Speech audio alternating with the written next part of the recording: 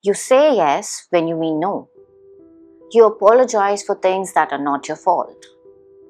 You shrink yourself in a room to make everybody else comfortable. And then you go home, exhausted, resentful. And you are still worried whether everybody else liked you. And the worst part is, you have been told your entire life that this is a virtue, that you're kind, you are selfless, you're easy to be around. But today, I'm going to tell you the truth nobody told you. People pleasing is not kindness. It is a survival response, and it started long before you were old enough to choose it. Most people think that people pleasing is a personality trait. Oh, I'm just like that. Oh, I'm just a people pleaser. That's who I am. No. Psychology tells us something very different. You already know about fight, flight, or freeze response, the three trauma responses people are generally aware about. But there is a fourth one and nobody talks about it. Fawn.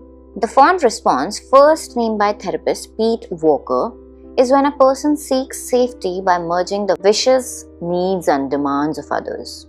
Not because they want to, but because their nervous system has learned, if I keep this person happy, I'll be safe. It most commonly starts during childhood, when a child is dependent upon a caregiver who is unpredictable, abusive, or emotionally volatile. Fighting back is physically impossible. Running away is not an option. And eventually, the child learns, without often realizing it, that soothing the caregiver's mood is the most reliable way to reduce harm. And that survival tactic gets wired in. Research indicates approximately 60% of adults report at least once adverse childhood experience directly linked to fawn response development. 60%! It's not a personality quirk. It is a wound that has learned to look like politeness. Let me show you what fawning looks like in a grown-up adult, because it is rarely obvious. It looks like saying yes to a request and then feeling a flash of panic at the thought of saying no, apologizing constantly, even when you have done nothing wrong, avoiding conflicts so aggressively that you swallow your actual opinion in almost every conversation, feeling deeply uncomfortable when someone is disappointed in you, even a stranger, even someone whose opinion would mean nothing to you, changing your personality depending upon who is in the room. And here is the hardest part, not knowing what you actually want, because you have spent so long on focusing on everybody else's wants that your own desires have gone quiet. Not gone, quiet, like a person who stopped speaking because nobody was listening. Now, I want to add a layer which is specific to us. Research published in 2025 confirms that in cultures where harmony and agreeableness are deeply valued, people-pleasing tendencies are significantly amplified. In India, we do not have individual fawning. We have cultural fawning. Girls are taught, adjust karo, compromise karo, ghar ki izzat tumhare haath mein hai. Boys are taught, don't show your weaknesses, be strong, be a man. Both of these are the fawn responses dressed up as values. And what happens to a child when he's taught their own values, their own discomfort, their own voice are less important than everybody else's comfort, the room's comfort? They grow up and they become the adult who cannot say no, who cannot ask for what they need, who exhaust themselves keeping everybody else happy while silently falling apart. Now let's talk about the price, because people pleasing is not free. A 2025 research study on mental health and people pleasing found clearly that higher levels of people pleasing thought patterns are directly associated with lower mental well-being. Chronic people pleasers report higher rate of anxiety, higher rates of depression, a persistently shaky sense of identity because their self-worth depends entirely on what other people think of them.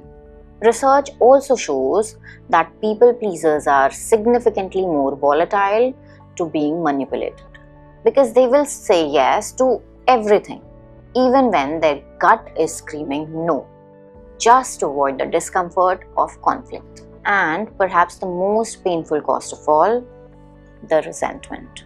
That slow, quiet resentment that builds up over years of saying yes when you meant no.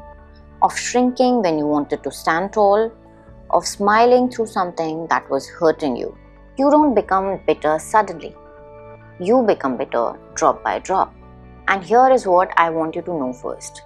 You cannot think your way out of it overnight because it was not your choice. It was wired into you. And rewiring takes time. But it is absolutely possible. Name it as a trauma response, not a personality. The moment you stop saying, I am a people pleaser, and start saying, I learned this to survive, everything shifts. Because you cannot change the way you believe who you are, but you can change the pattern you learn. Practice the pause. Next time someone asks you for something and you say yes automatically, pause, even for 2 seconds, and ask yourself, do I actually want this, or am I saying yes just to avoid discomfort? And that pause is the beginning of you choosing yourself. Let people be disappointed. This is the hardest one because the fawn response was built on the belief that someone's disappointment means danger. It does not. Someone being disappointed in you is not an emergency. People are allowed to be disappointed, and you are allowed to cause that disappointment by simply building up a boundary. The world will not end. The relationship worth keeping will survive it. Start small. You don't have to suddenly become the most assertive person in the room. Start small. Start with one honest answer this week. Make one boundary even if it makes you feel uncomfortable. And notice that the world didn't fall apart. And that noticing is how your nervous system learns new safety. I want to end with something I wish somebody had told me earlier. Being easy to be around should not come at the cost of being hard on yourself. Kindness that comes from fear is not kindness, it is survival. And you deserve to be kind from a place of choice, not from the place of terror. The child who learned to keep everyone happy, to stay safe, did what they had to. They were smart, they were resourceful, they survived. But you are not that child anymore. And the people in your life today, the ones worth keeping, they don't need you to shrink, they need you to grow. They need you to show up fully, honestly, as yourself. If this resonated, I want to hear it from you. Drop a comment and tell me, when did you learn people pleasing? At home, at school, or in a relationship? And share this video to people who really need to watch this. Because somewhere someone is still exhausted in making everybody else comfortable. They do not know the way out of it. And subscribe to my channel for psychology, power, and truth that takes courage to say out loud. You were never too much. You were just surrounded by people who just could not handle all of you. But it's Chinese food night. I picked it. You're the one who told me to stop being such a satisficer all the time. What? I did not. I just pointed out that you were one. It's what I like best about you. I'm sorry, I didn't watch the news today. Has the whole world gone mad? It's my house. I'm tired of being told where I can and can't sit. You did this. Amy, grab your meat. We're leaving in a huff. I'm sorry, if I don't go now, it's not a huff. So. Don't take this the wrong way, but that was even more exciting than the sex. Don't take this the wrong way, but yes, it was.